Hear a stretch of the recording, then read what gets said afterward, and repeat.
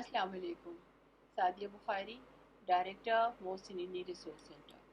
Viewers, मैं आपके सामने मोहसिनी रिसोर्स सेंटर का एक नया इनिशिएटिव लेके हाजिर हुई हूँ। इस इनिशिएटिव का नाम है अनसंग लाइव्स। ये इनिशिएटिव हमने इसलिए शुरू किया है कि हम चाहते हैं कि हम आपके पास जो इस वक्त मीडिया में पॉपुलर केसेस हैं, जो कि पॉपुलर क्रिमिनल केसेस रिपोर्ट हो रहे हैं, उनके जो शुरू से लेके अभी तक की जो डेवलपमेंट्स हैं वो हम आपके साथ शेयर करें ताकि आपको राय साजी में आसानी हो। आज हम जिस केस के हवाले से बात करना चाहते हैं वो है नाज़िम झोंकियों का केस। नाज़िम झोंकियों जो है, उन्होंने एक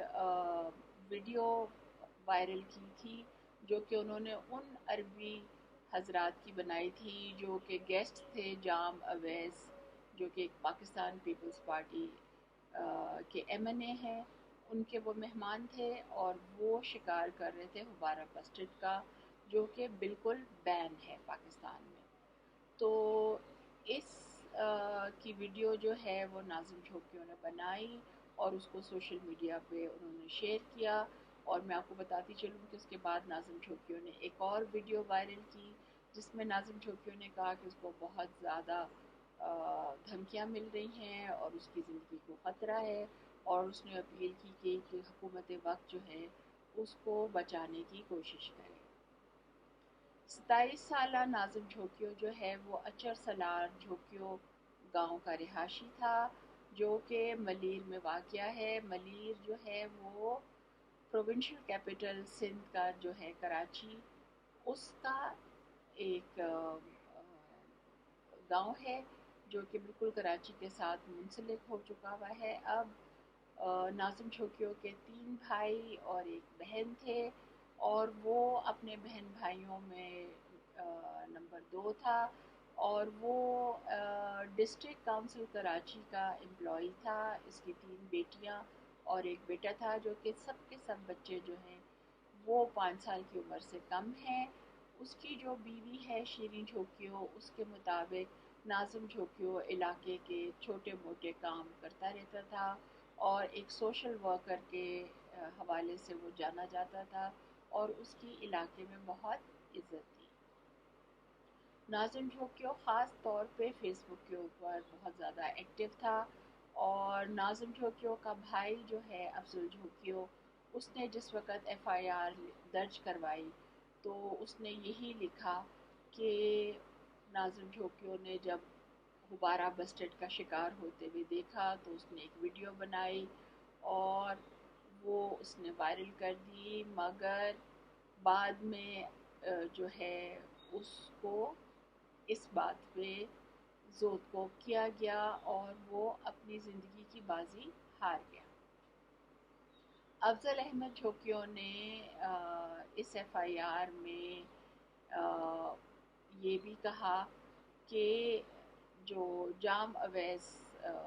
एमपीए है पाकिस्तान पीपल्स पार्टी का, उसने उसके भाई को रात को 11 बजे अपने डेरे पे बुलाया था और उसके डेरे पे उसके आदमियों ने उसको मार मार के उसके भाई को जो है उसकी जान ले ली। यूनुस भट्ट जो कि पुलिस ऑफिसर है, जो कि उस वक्त ड्यूटी पे था जब ये एफआईआर लिखवाई जा रही थी, उसने ये भी कहा कि उसको एक मिराज नामी शख्स ने फ़ोन पे इतला दी थी कि एक डेड बॉडी जो है वो जाम हाउस के सामने जाम गोट में पड़ी हुई है और उसको वहाँ से आके ले जाया जाए, और फिर छिपा एम्बुलेंस के ज़रिए इस डेड बॉडी को जिना पोस्ट मेडिकल सेंटर में पहुंचाया गया। ये एफआईआर कटने से पहले मेमनगोट पुलिस जो थी वो ये कह रही थी कि 2 ग्रोहों का आपस में झगड़ा हुआ है, और उस झगड़े में नाज़िम झोंकियों की जान एक डंडा लगने से चली गई। हालांकि जो नाज़िम झोंकियों की एफआईआर है उसके वजह से जो उसकी ऑटोप्सी कंडक्ट हुई है उसमें ये डॉक्टर्स ने लिखा है कि नाज़िम झोंकियों के जिस्म पे 2 मिलीमीटर से लेके 9 मिलीमीटर के फासले तक भी जगह नहीं है। उसको इतना ज़्यादा जोतकोप किया गया है कि उसके जिस्म पे चोटों के निशान जो हैं वो 2 सेंटीमीटर और मैक्सिमम 9 सेंटीमीटर दूर हैं। किस कदर तकलीफ़ इस बेचारे को दी गई, कितनी अजियत से इसको मारा गया, इस चीज़ का अंदाज़ा आप पोस्टमार्टम रिपोर्ट से लगा सकते हैं। जब नाज़िम झोंकियो की फैमिली ने प्रोटेस्ट किया उसकी मौत के बाद और उन्होंने जो है वो रोड्स ब्लॉक कर दी, तो फिर सिंध चीफ मिनिस्टर सैयद मुराद अली शाह और प्रेसिडेंट पाकिस्तान पीपल्स पार्टी सिंध निसार अहमद खोड़ो जो हैं वो भी नाज़िम झोंकियो की मौत की ताज़ियत करने के लिए उसके घर गए और उसके वर्सा से उन्होंने ताज़ियत की। एक इंतहाई हैरतनाक, बल्कि मैं ये कहूँगी कि एक एक्सपेक्टेड, हैरत से ज़्यादा एक्सपेक्टेड मूव में नाज़िम झोंकियो का जो बड़ा भाई है अफजल झोंकियो, उसने जब अपनी स्टेटमेंट 164 का जो क्रिमिनल प्रोसीजर कोड है उसके तहत रिकॉर्ड करवाई, तो उसमें उसने कहा कि एमएनए अब्दुल करीम जो है वो मेरे भाई के कत्ल में मुलव्वस नहीं है और इसलिए उसका नाम जो है वो एफआईआर में से हटा दिया जाए। इस स्टेटमेंट के बाद जो नाज़िम झोंकियो की बेवा है शीरीन झोंकियो, उसने बयान दिया कि मैं अपने खावंद का केस लड़ूंगी